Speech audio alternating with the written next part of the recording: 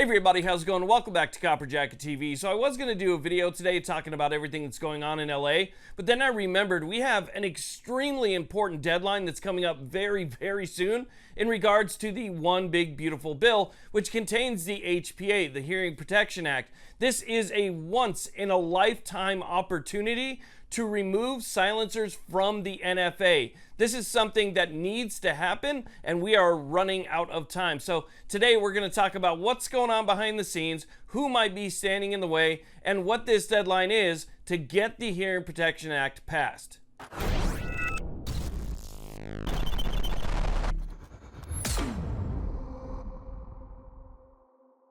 Okay, so let's go ahead and talk about what's going on here. Now, the first thing I want to mention is, if you're watching this video and you're from a state that already banned suppressors at the state level, this could still have a very positive impact for you as well. It might not be an immediate impact, but this could change things in your state forever. So make sure you're calling your senators and you're still doing everything you can to make sure that the full version of the HPA makes it to the finish line. So again, make sure you're calling your senators. Now, the reason I say that is because if suppressors are removed from the NFA and they're just considered firearms just like everything else, you still have to go through a background check and fill out a 4473, then they're treated like arms. And, you know, an entire class of arms cannot be banned by a state. And so that opens the pathway for lawsuits and litigation and the potential restoration of those rights in your states. For instance, there's a case in California, Sanchez v. Bonta. Right now, it's at the Ninth Circuit Court of Appeals, dealing with this exact same issue. If they are removed from the NFA, there is a good chance that we could see Sanchez v. Bonta restore suppressors to the state of California, and that would be absolutely amazing. And we could see that in all of the other states that ban them as well. So with that being said, I think you're all aware that the One Big Beautiful Bill passed the House by a razor-thin majority. I mean, as a matter of fact, it came down to one vote. It was one vote that ended up sending this bill over to the Senate. But now it's up to John Thune, the Senate Majority Leader, to rally everybody behind this bill to try and get it passed, because they have an extremely thin majority as well. And you know, every single Democrat in the Senate is going to vote against this bill. So it's going to be up to him to get everybody behind it. But I have seen several Republicans saying that they oppose this bill. It's usually because of, you know, fiscal issues. But people like Rand Paul openly say that they oppose this bill. So maybe it's Rand Paul that everybody needs to be calling to let him know that we want to see this bill passed with the Hearing Protection Act in its completion. I mean, the full Hearing Protection Act included. And we also want to see the Short Act included as well. I am for a lot of the bill, but I can't in good conscience give up every principle that I stand for and every principle that I was elected upon, and that's that we can't accumulate more debt. So it's obvious that we don't have the full unified support of Republicans in the Senate to make sure that this thing passes right now.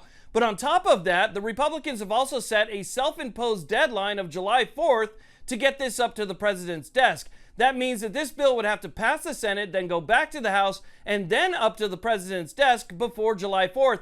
And it seems like they're more interested in getting this bill up there by the deadline than they are of passing the bill in its entirety. That means that the House is going to have to make some concessions, because according to Republicans in the Senate right now, they're not willing to pass it as it stands. That means that they could make some tweaks and some changes. Now, obviously, the tweaks and changes that we want to see are adding the Short Act to it and making sure that the full HPA remains intact as part of this bill. Again, the main issues seem to be fiscal issues, but we need things to change in order for it to get over to the House. But with such a slim majority in the House, already only passing by one vote, that gives me a little bit of a pause, a little cause for concern here, because again, it seems like they're more interested in getting this up to the president's desk by July 4th than they are of passing the entire bill. Now, for us, we're kind of single issue voters at the time being, at least, right? Because, you know, every single year the budget comes up and things change and stuff. So every year we have another chance to affect the budget.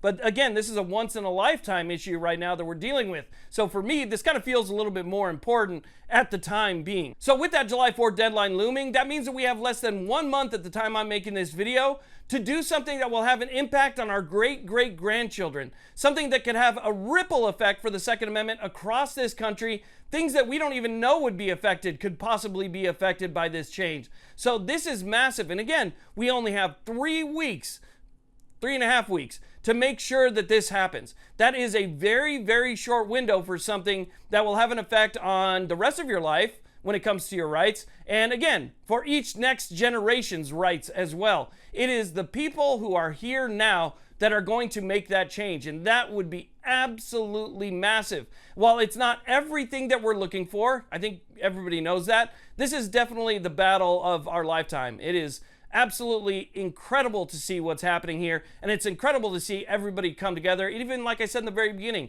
from states who won't even see a direct effect from this in the very beginning, come together and make those calls. So again, July 4th deadline, I think that's what they're pushing for more than policy here. So we're probably going to see something, have to happen very soon. I think in the next couple weeks, they're going to have to get this thing through the Senate, and then obviously it's going to go back over to the House. So we're running on a very short leash here to make some very serious change. And so I just wanted to make you guys aware of that and make sure that I remind everybody that, hey, we're working with a short window and we need to make sure that this happens. So again, I wanted to make you aware of that. I want to thank you all very much for watching. If you haven't subscribed yet, consider hitting that subscribe button. It's free. It only takes a second, but it really does help us out here quite a bit. It helps us spread our message and it allows us to stay here on this platform for a little bit longer. So thank you to everybody who has subscribed. You guys have a good one.